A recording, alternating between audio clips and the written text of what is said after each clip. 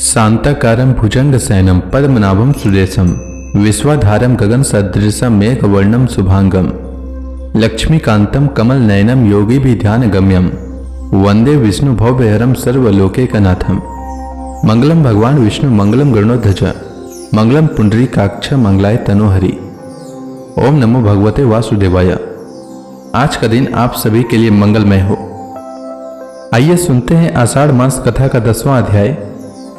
श्री सुखदेव जी कहते हैं, परीक्षित, भगवान श्री राम ने गुरु वशिष्ठ जी को अपना आचार्य बनाकर उत्तम सामग्रियों से युक्त यज्ञों के द्वारा अपने आप ही अपने सर्वदेव स्वरूप स्वयं प्रकाश आत्मा का यजन किया। उन्होंने होता को पूर्व दिशा, ब्राह्मण को दक्षिण, अध्वर्यु को पश्चिम और उद्गाता को उत्तर दिशा दे दी। उनके बीच में जितनी भूमि बच रही थी वह उन्होंने आचार्य को दे दी। उनका यह निश्चय था कि संपूर्ण भूमंडल का एकमात्र अधिकारी निष्प्रिय ब्राह्मण ही है। इस प्रकार सारे भूमंडल का दान करके उन्होंने अपने शरीर के वस्त्र और अलंकार ही अपने पास रखे। इसी प्रकार महारानी सीता जी के पास भी केवल मांगलिक वस्त्र और आभूषण ही बच रहे। जब आचार्य आदि ब्राह्मणों ने देखा कि भगवान श्री राम तो ब्राह्मणों को ही अपना इष्ट देव मानते हैं, उनके हृदय में ब्राह्मणों के प्रति अनंत स्नेह है, तब उनका हृदय प्रेम से द्रवित हो गया। उन्होंने प्रसन्न होकर सारी पृथ्वी भगवान को लौटा दी और कहा, प्रभु, आप सब लोगों के एकमात्र स्वामी हैं। आप तो हमारे हृदय के भीतर रहकर अपनी ज्योति से अज्ञान अंधकार का नाश कर रहे हैं। ऐसी स्थिति में भला आपने हमें क्या नहीं दे रखा है। आपका ज्ञान अनंत है। पवित्र कीर्ति वाले पुरुषों में आप सर्वश्रेष्ठ हैं। उन महात्माओं को जो किसी को किसी प्रकार की पीड़ा नहीं पहुंचाते, आपने अपने चरण कमल दे रखे हैं। ऐसा होने पर भी आप ब्राह्मणों को अपना इष्ट देव मानते हैं। भगवान, आपके इस राम रूप को हम नमस्कार करते हैं। परीक्षित, एक बार अपनी प्रजा की स्थिति जानने के लिए भगवान श्री राम जी रात के समय छिपकर बिना किसी को बतलाए घूम रहे थे। उस समय उन्होंने किसी की यह बात सुनी। वह अपनी पत्नी से कह रहा था, अरे तू दुष्ट और उल्टा है। तू पराये घर में रह कर आई है। स्त्री लोभी राम भले ही सीता को रख ले, परंतु मैं तुझे फिर नहीं रख सकता। सचमुच सब लोगों को प्रसन्न रखना टेढ़ी खीर है, क्योंकि मूर्खों की तो कमी नहीं है। जब भगवान श्री राम ने बहुतों के मुंह से ऐसी बात सुनी तो वे लोकापवाद से कुछ भयभीत से हो गए। उन्होंने श्री सीता जी का परित्याग कर दिया और वे वाल्मीकि मुनि के आश्रम में रहने लगी। सीता जी उस समय गर्भवती थीं। समय आने पर उन्होंने एक साथ ही 2 पुत्र उत्पन्न किए। उनके नाम हुए कुश और लव। वाल्मीकि मुनि ने उनके जात कर्म आदि संस्कार किए। लक्ष्मण जी के 2 पुत्र हुए, अंगद और चित्रकेतु।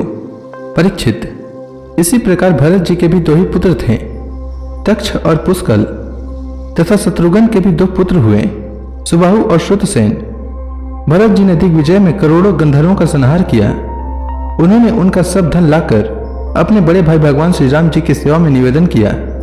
शत्रुघ्न जी ने मधुवन में मधु के पुत्र लवण नामक राक्षस को मारकर वहां मथुरा नाम की पुरी बसाई। भगवान श्री राम के द्वारा निर्वासित सीता जी ने अपने पुत्रों को वाल्मीकि जी के हाथों में सौंप दिया और भगवान श्री राम के चरण कमलों का ध्यान करती हुई वे पृथ्वी देवी के लोक में चली गईं। यह समाचार सुनकर भगवान श्री राम ने अपने शोकावेश को बुद्धि के द्वारा रोकना चाहा, परंतु परम समर्थ होने पर भी वे उसे रोक न सके, क्योंकि उन्हें जानकी जी के पवित्र गुण बार बार स्मरण हो आया करते थे। परीक्षित, यह स्त्री और पुरुष का संबंध सब कहीं इसी प्रकार दुख का कारण है। यह बात बड़े बड़े समर्थ लोगों के विषय में भी ऐसी ही है। फिर गृहस्थ विषयी पुरुष के संबंध में तो कहना ही क्या है।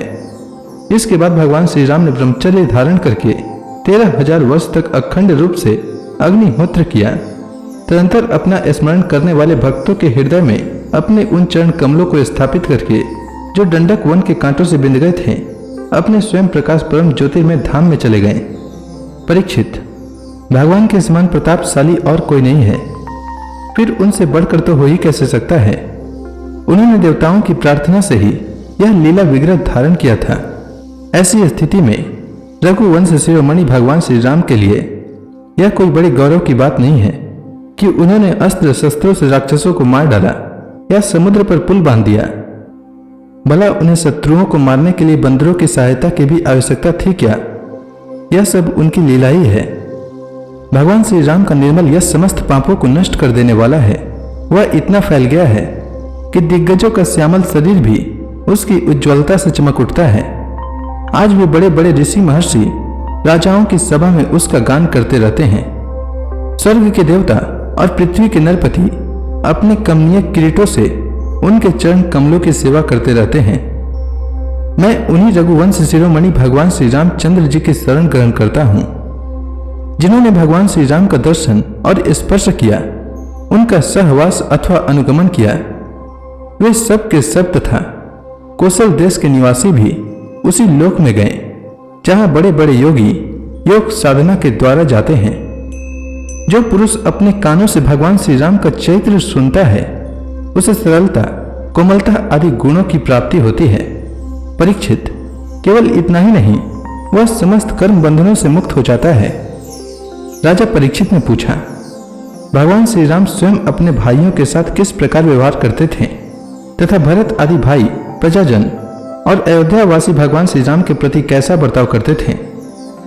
श्री सुखदेव जी कहते हैं, त्रिभुवनपति महाराज श्री राम ने राज सिंहासन का स्वीकार करने के बाद अपने भाइयों को दिग्विजय की आज्ञा दी और स्वयं अपने निज जनों को दर्शन देते हुए अपने अनुचरों के साथ वे पुरी की देखरेख करने लगे।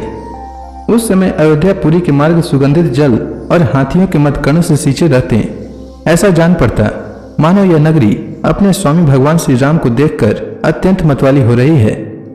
उसके महल, फाटक, सभा भवन, विहार और देवालय आदि में स्वर्ण के कलश रखे हुए थे और स्थान स्थान पर पताकाएं फहरा रही थी। वह डंडल समेत सुपारी, केले के खंभे और सुंदर वस्त्रों के पट्टों से सजाई हुई थी। दर्पण वस्त्र और पुष्प मालाओं से तथा मांगलिक चित्रकारियों और बंधनवारों से सारी नगरी जगमगा रही थी। नगरवासी अपने हाथों में तरह तरह की भेंटें लेकर भगवान के पास आते और उनसे प्रार्थना करते कि देव, पहले आपने ही वाराह रूप से पृथ्वी का उद्धार किया था, अब आप ही इसका पालन कीजिए। परीक्षित, उस समय सब प्रजा को मालूम होता कि बहुत दिनों के बाद भगवान श्री राम जी इधर पधारे हैं। तब सभी स्त्री पुरुष उनके दर्शन की लालसा से घर द्वार छोड़कर दौड़ पड़ते। वे ऊंची ऊंची अटारियों पर चढ़ जाते और अतृप्त नेत्रों से कमल नयन भगवान को देखते हुए उन पर पुष्पों की वर्षा करते। इस प्रकार प्रजा का निरीक्षण करके भगवान फिर अपने महल में आ जाते। उनके वे महल पूर्ववर्ती राजाओं के द्वारा सेवित थे। उनमें इतने बड़े बड़े सब प्रकार के खजाने थे जो कभी समाप्त नहीं होते थे। वे बड़ी बड़ी बहुमूल्य बहुत सी सामग्रियों से सुसज्जित थे। महलों के द्वार तथा दहलियां मूंगे की बनी हुई थी। उनमें जो खंभे थे वे वैदूर्य मणि के थे। मकरत मणि के बड़े सुंदर सुंदर फर्श थे तथा स्फटिक मणि की दीवारें चमकती रहती थी। रंग बिरंगी मालाओं, पताकाओं, मणियों की चमक, शुद्ध चेतन के समान उज्जवल मोती, सुंदर सुंदर भोग सामग्री, सुगंधित धूप दीप तथा फूलों के गहनों से वे महल खूब सजाए हुए थे। आभूषणों को भी भूषित करने वाले देवताओं के समान स्त्री पुरुष उसकी सेवा में लगे रहते थे। परीक्षित, भगवान श्री राम जी आत्मा राम जितेंद्रिय पुरुषों के शिरोमणि थे। उसी महल में वे अपनी प्राण प्रिय प्रेममयी पत्नी श्री सीता जी के साथ विहार करते थे।